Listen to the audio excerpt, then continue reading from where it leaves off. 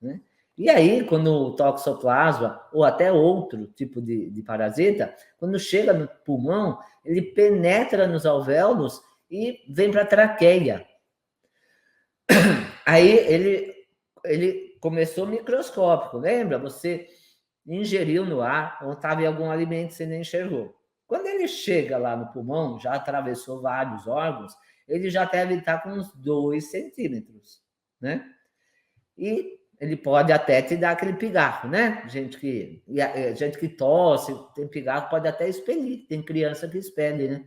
Parasita pela boca. Espera uma parte, né? Não pense que se livrou dele, porque a fêmea do toxoplasma bota cerca de 200 ovos por dia. Então, seria muita inocência você pensar que esses remédios aí, Anitta e companhia, vai matar tudo isso. É óbvio que não, né? Ainda por cima, tem um problema de ser um medicamento, de afetar seu fígado. E o fígado é um órgão tão importante. A gente vai falar muito do fígado no workshop, já falei bastante, mas o fígado ele desempenha só 500 funções, né? Quase nada. E aí, você pode expelir pela tosse ou engolir. E para o verme é melhor que você engula, né? Para ele. Então, uma pessoa, por exemplo, com hipocloridria, com pouca acidez no estômago, não vai conseguir matar. Então, já começa outro problema aí, né? Os omeprazóis da vida, tanta gente tomando isso daí, prejudicando, né, a própria digestão, porque não consegue digerir principalmente proteínas, e impede de matar muito patógeno que você engole, que você toma, na água tem, o que você inspira, né? Vem pela respiração. Se cair no trato digestório, lá no estômago, se você tiver uma acidez boa, já mata muita coisa lá. Mas se não tiver, ele chega novamente no intestino delgado e começa a crescer até se transformar em adulto. Esse é o ciclo do toxoplasma, né? Então, não só dele, outros têm esse ciclo também. Então, você vai lá, ele está no seu pulmão. Aí você faz um exame de fezes. Ele vai sair no exame de fezes? É óbvio que não. Aí a medicina tradicional fala, aí não existe mais parasita. Não, isso é coisa do passado. Sei. Como assim? Né? Então, não tem essa visão. Ou faz o exame de fezes, não deu nada. Né? Deu 2. Eu não esqueço alguém que falou, deu 2 no meu filho. 2 no exame, né? E o resto que está pelo corpo. Então, é até engraçado a mentalidade dessa medicina, né? Então, tem um macho e tem uma fêmea. Então, uma fêmea, eu falei 200 ovos, são 200 mil ovos que bota por dia. 200 mil. Imagina o que é isso. São 200, não, eu falei errado. 200 mil, né? Então, tem uma matéria, né, do diretor de oncologia do Hospital Sírio-Libanês, que ele até falou assim, que a Organização Mundial de Saúde estima que aproximadamente 18% dos cânceres em todo o mundo sejam provocados por infecções do vírus do HPV, que dá tumores de cólon e útero, ânus e boca, do vírus B e C da hepatite, que dá o câncer de fígado, do HIV, que dá o sarcoma de Kaposi, e de H. pylori. Eu fiz live de H. pylori, né? Foi ontem?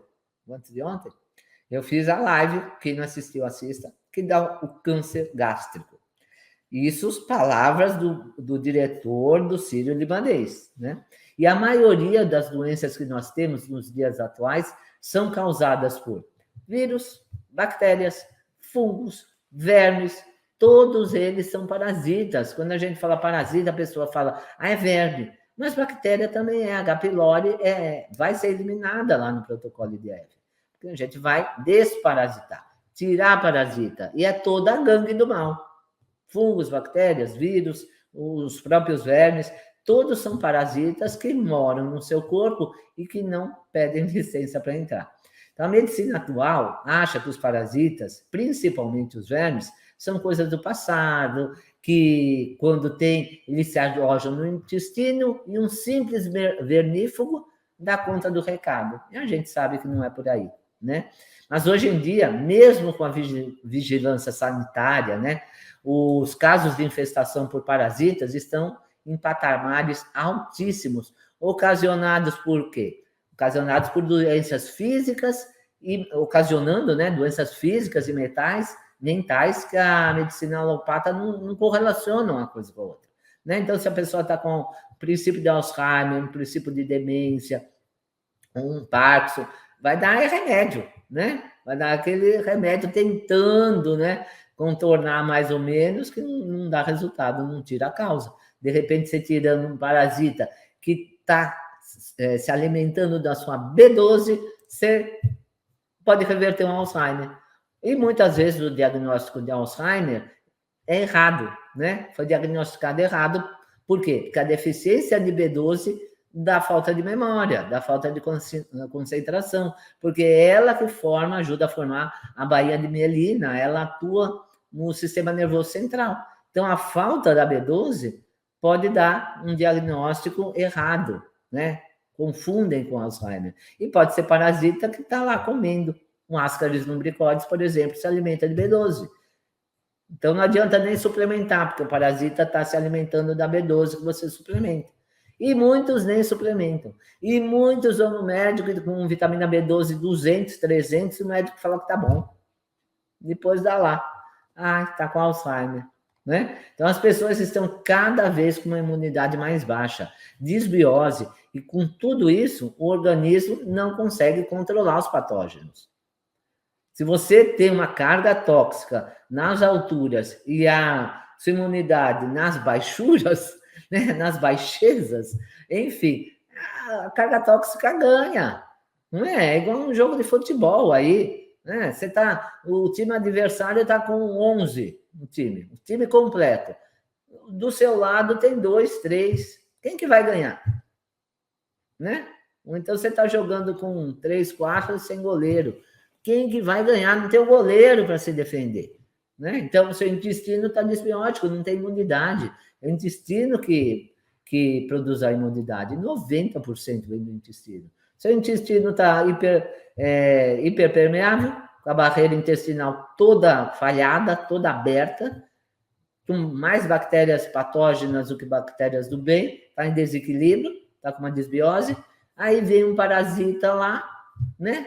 Não precisa nem estar com muita virulência, o parasita já toma conta. A doença se instala. Por isso que nós temos que fazer a desparasitação várias vezes, porque eles não ficam só no intestino, como eu falei.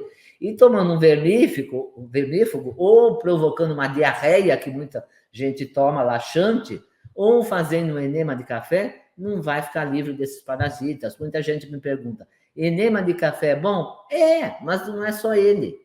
Né? Não é só ele. Não entra enema de café no protocolo, né? É uma coisa boa, mas não faz parte do nosso protocolo. Mas o que a gente usa lá é muito mais eficiente que o enema de café. Mas ele é um coadjuvante, tá? Ele ajuda, mas não adianta só ficar fazendo enema de café. Então, na lua minguante e crescente, esses parasitas entram em determinados órgãos e não adianta só limpar o intestino. Então, você vai ficar provocando diarreias, né? Mas o parasita está alojado em outro lugar. Né? Pense bem, não tem lógica isso. E eu gosto de trabalhar com lógica. Por isso que a lógica me fez me apaixonar pela medicina integrativa, porque ela sim tem lógica.